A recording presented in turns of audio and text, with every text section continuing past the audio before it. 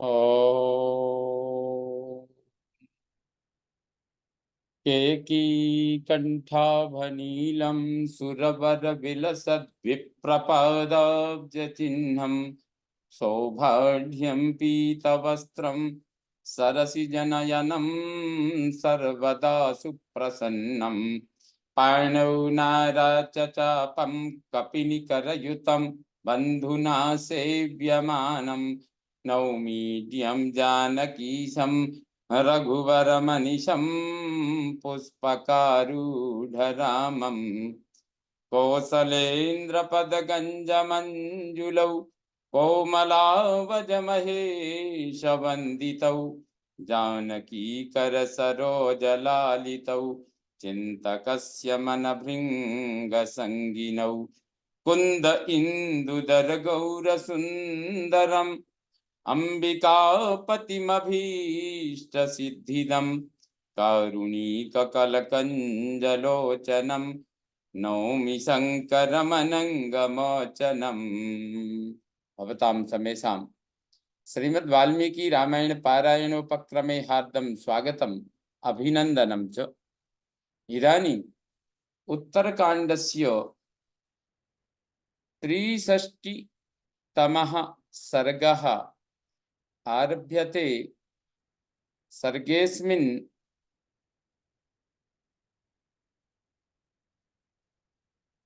श्री राम के द्वारा अर्थात इस सर्ग में श्री राम द्वारा शत्रुघ्न का राज्याभिषेक तथा उन्हें लवणासुर के शूल से बचने के उपाय का प्रतिपादन किया गया है।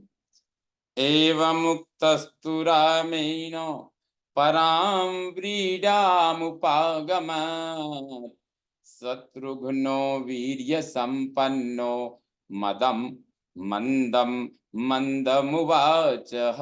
श्री रामचंद्र जी के ऐसा कहने पर बल विक्रम से संपन्न शत्रुघ्न बड़े लज्जित हुए और धीरे धीरे बोले, अधर्मम विद्मका कुत्सो अस्मिन्नर्थे नरेश्वर कथम तिष्ठत्सु ज्येष्ठेषु कनीयानभिषिच्यते। ककुत्स कुलभूषण नरेश्वर, इस अभिषेक को स्वीकार करने में तो मुझे अधर्म जान पड़ता है। भला बड़े भाइयों के रहते हुए छोटे का अभिषेक कैसे किया जा सकता है। अवश्यं करणीयं च शासनं पुरुषर्षभ तव चैव महाभाग शासनं दुरतिक्रमम्। तथापि पुरुष प्रवर महाभाग, आपकी आज्ञा का पालन तो मुझे अवश्य करना ही चाहिए। आपका शासन किसी के लिए भी दुर्लंघ है। त्वत्तो मया श्रुतं वीर श्रुतिभ्यश्च मया श्रुतं नोत्तरं हि मया वाच्यं मध्यमे प्रतिजानति। वीर, मैंने आपसे तथा वेद वाक्यों से भी यह बात सुनी है। वास्तव में मझले भैया के प्रतिज्ञा कर लेने पर मुझे कुछ नहीं बोलना चाहिए था। व्याहृतं दुर्वचो घोरं हन्तास्मि लवणं मृधे तस्यैवं मे दुरुक्तस्य दुर्गति पुरुषर्षभ। मेरे मुंह से ये बड़े ही अनुचित शब्द निकल गए हैं कि मैं लवण को मारूंगा। पुरुषोत्तम, उस अनुचित कथन का ही परिणाम है कि मेरी इस प्रकार दुर्गति हो रही है। मुझे बड़ों के होते हुए अभिषिक्त होना पड़ता है। उत्तरम नहीं वक्तव्यम ज्येष्ठेनाभिहिते पुनः अधर्म सहिते चैव परलोक अधर्म सहितम चैव परलोक विवर्जितम। बड़े भाई के बोलने पर मुझे फिर कुछ उत्तर नहीं देना चाहिए था। अर्थात भैया भरत ने जब लवण को मारने का निर्णय कर लिया तब मुझे उसमें दखल नहीं देना चाहिए था, परंतु मैंने इस नियम का उल्लंघन किया, इसीलिए आपने ऐसा राज्याभिषेक विषयक आदेश दे दिया जो स्वीकार कर लेने पर मेरे लिए अधर्म युक्त होने के कारण परलोक के लोभ से भी वंचित करने वाला है। तथापि आपकी आज्ञा मेरे लिए दुर्लंघ है, अतः मुझे इसको स्वीकार करना ही पड़ेगा।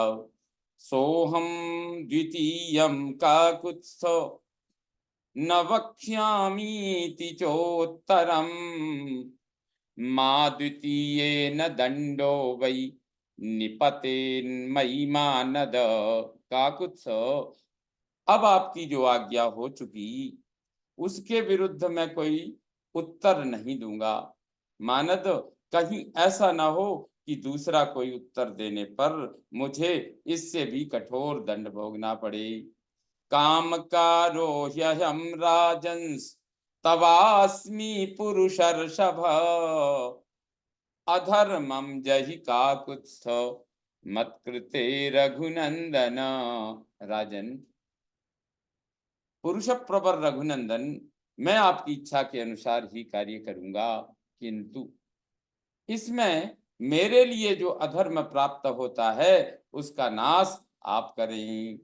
एवमुक्ते तु सूरेण शत्रुघ्नेन महात्मना उवाच रामः संहृष्टो भरतम लक्ष्मणम तथा। सूरवीर महात्मा शत्रुघ्न के ऐसा कहने पर श्री रामचंद्र जी बड़े प्रसन्न हुए और भरत तथा लक्ष्मण आदि से बोले, संभारानभिषेकस्य आनयध्वं समाहिता अद्यैव पुरुषव्याघ्रम अभिषेक्ष्यामि राघवम। तुम सब लोग बड़ी सावधानी के साथ राज्याभिषेक की सामग्री जुटा कर ले आओ। मैं अभी रघुकुल नंदन पुरुष सिंह शत्रुघ्न का अभिषेक करूंगा। पुरोदसम च काकुत्स्थ नैगमान नृत्विजस्तथा नैगमान ऋत्विजस्तथा मंत्रिणश्चैव तान् सर्वान् आनयध्वं ममाज्ञया। काकुत्स्थ, मेरी आज्ञा से पुरोहित, वैदिक विद्वानों, ऋत्विजों तथा समस्त मंत्रियों को बुला लाओ। राज्ञः शासनमाज्ञाय तथा कुर्वन् महारथाः अभिषेक समारंभम पुरस्कृत्य पुरोधसम प्रविष्टा राजभवनम राजानो ब्राह्मणास्तथा। महाराज की आज्ञा पाकर महारथी भरत और लक्ष्मण आदि ने वैसा ही किया। वे पुरोहित को आगे करके अभिषेक की सामग्री साथ लिए राजभवन में आए। उनके साथ ही बहुत से राजा और ब्राह्मण भी वहां आ पहुंचे। ततोऽभिषेको ववृधे शत्रुघ्नस्य महात्मनः संप्रहर्षकरः श्रीमान राघवस्य पुरस्य च। तदनंतर महात्मा शत्रुघ्न का वैभवशाली से अभिषेक आरंभ हुआ, जो श्री रघुनाथ जी तथा समस्त पुरवासियों के हर्ष को बढ़ाने वाला था। अभिषिक्तस्तु काकुत्स्थो बभौ चादित्य सन्निभः अभिषिक्तः पुरा स्कंदः सेन्द्रैरिव दिवौकसैः। जैसे पूर्व काल में इंद्र आदि देवताओं ने स्कंद का देवसेनापति के पद पर अभिषेक किया था, उसी तरह श्री राम आदि ने वहां शत्रुघ्न का राजा के पद पर अभिषेक किया। इस प्रकार अभिषिक्त होकर शत्रुघ्न जी सूर्य के समान सुशोभित हुए। अभिषिक्ते तु शत्रुघ्ने रामेणाक्लिष्ट कर्मणा पौरा प्रमुदिताश्चासन ब्राह्मणाश्च बहुश्रुता। क्लेश रहित कर्म करने वाले श्री राम के द्वारा जब शत्रुघ्न का राज्याभिषेक हुआ, तब उस नगर के निवासियों और बहुश्रुत ब्राह्मणों को बड़ी प्रसन्नता हुई। कौसल्या च सुमित्रा च मंगलम केकयी तथा चक्रुस्ता राजभवने याश्चान्या राजयोषिताः। इस समय कौशल्या, सुमित्रा और कैकेयी तथा राजभवन की अन्य राज महिलाओं ने मिलकर मंगल कार्य संपन्न किया। ऋषयश्च महात्मानो यमुना तीरवासिनः हतं लवणमाशंसुः शत्रुघ्नस्याभिषेचनात्। शत्रुघ्न जी का राज्याभिषेक होने से यमुना तीर निवासी महात्मा ऋषियों को यह निश्चय हो गया कि अब लवणासुर मारा गया।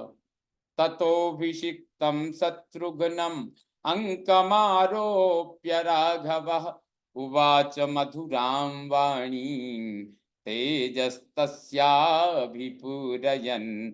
अभिषेक के पश्चात शत्रुघ्न को गोद में बिठाकर श्री रघुनाथ जी ने उनका तेज बढ़ाते हुए मधुरवाणी में कहा, अयम सरस्त्वमोघस्ते दिव्यः परपुरंजयः अनेन लवणं सौम्यो हंतासी रघुनंदन।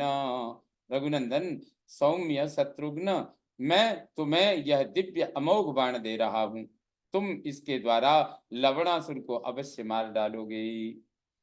सृष्टः सरोऽयं काकुत्स्थो यदा सेते महार्णवे स्वयंभूरजितो दिव्यो यं नापश्यन् सुरासुराः अदृश्यः सर्वभूतानां तेनायं हि सरोत्तमः सृष्टः क्रोधाभिभूतेन विनाशार्थं दुरात्मनोः मधुकैटभयोर्वीरे विघाते सर्वरक्षसां स्रष्टुकामेन लोकान् स्त्रींस् तौ चानेन हतौ युधि तौ हत्वा जनभोगार्थे कैटभं तु मधुं तथा अनेन सरमुख्येन ततो लोकांश्चकार सः।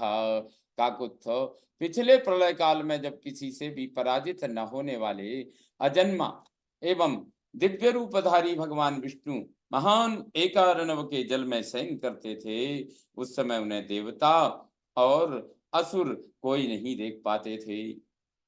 वे संपूर्ण भूतों के लिए अदृश्य थे। वीर, उसी समय उन भगवान नारायण ने ही कुपित हो दुरात्मा मधु और कैटभ के विनाश तथा समस्त राक्षसों के संहार के लिए इस दिव्य उत्तम एवं अमोघ वाणी की सृष्टि की थी। उस समय वे तीनों लोकों की सृष्टि करना चाहते थे और मधु, कैटभ तथा अन्य सब राक्षस उसमें विघ्न उपस्थित कर रहे थे। अतः भगवान ने इसी बाण से मधु और कैटभ दोनों को युद्ध में मारा था।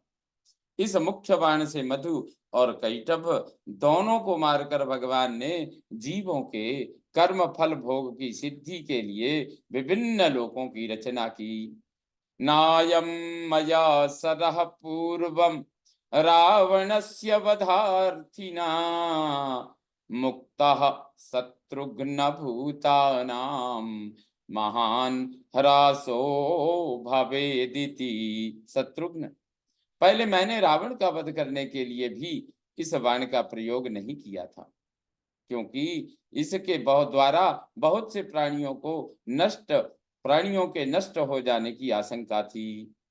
यच्च तस्य महच्छूलं त्र्यंबकेन महात्मना दत्तं शत्रुविनाशाय मधोरायुधमुत्तमं तत्सन्निक्षिप्य भवने पूज्यमानं पुनः पुनः दिशः सर्वा समासाद्य प्राप्नोत्याहारमुत्तमम्। लवण के पास जो महात्मा महादेव जी का शत्रु विनाश के लिए दिया हुआ मधु का दिव्य उत्तम एवं महान शूल है, उसका वह प्रतिदिन बारंबार पूजन करता है और उसे महल में ही गुप्त रूप से रखकर समस्त दिशाओं में जा जाकर अपने लिए उत्तम आहार का संग्रह करता है। यदा तु युद्धमाकाङ्क्षन् कश्चिदेनं समाह्वयेत् तदा शूलं गृहीत्वा तु भस्मरक्षः करोति ही। जब कोई युद्ध की इच्छा रखकर उसे ललकारता है, तब वह राक्षस उस शूल को लेकर अपने विपक्षी को भस्म कर देता है। सत्वं पुरुष शार्दूल तमायुध विना कृतम अप्रविष्टम पुरम पूर्वम द्वारितिष्ठ धृतायुधः। पुरुष सिंह, जिस समय वह शूल उसके पास न हो और वह नगर में भी न पहुंच सका हो, इसी समय पहले से ही नगर के द्वार पर जाकर अस्त्र शस्त्र धारण किए उसकी प्रतीक्षा में डटे रहो। अप्रविष्टम च भवनम युद्धाय पुरुषर्षभ आह्वयेथा महाबाहो ततो हंतासि राक्षसम। महाबाहु पुरुषोत्तम, यदि उस राक्षस को महल में घुसने से पहले ही तुम युद्ध के लिए ललकारोगे, तब अवश्य उसका वध कर सकोगे। अन्यथा क्रियमाणे तु ह्यवध्यः स भविष्यति यदि त्वेवं कृतं वीर विनाशमुपयास्यति। ऐसा कहने पर, ऐसा न करने पर वह अवश्य अवध्य हो जाएगा। वीर, यदि तुमने ऐसा किया तो उस राक्षस का विनाश होकर ही रहेगा। एतत्ते सर्वमाख्यातं शूलस्य च विपर्ययः श्रीमतः शितिकण्ठस्य कृत्यं हि दुरतिक्रमम्। इस प्रकार मैंने तुम्हें उस शूल से बचने का उपाय तथा अन्य सब आवश्यक बातें बता दी, क्योंकि श्रीमान भगवान नीलकंठ के विधान को पलटना बहुत ही बड़ा कठिन काम है। इत्यार्षे श्रीमद् रामायणे वाल्मीकिये आदिकाव्ये उत्तरकांडे 63तमः सर्गः संपूर्णतां याति। ओम पूर्णमदः पूर्णमिदं पूर्णात् पूर्णमुदच्यते पूर्णस्य पूर्णमादाय पूर्णमेवावशिष्यते। ओम शांति शांति शांति। सर्वे भवन्तु सुखिनः, सर्वे सन्तु निरामया, सर्वे भद्राणि पश्यन्तु मा कश्चित् दुःखभाग् भवेत्। ओम शांति शांति शांति। श्री रामचंद्रो विजयते तराम।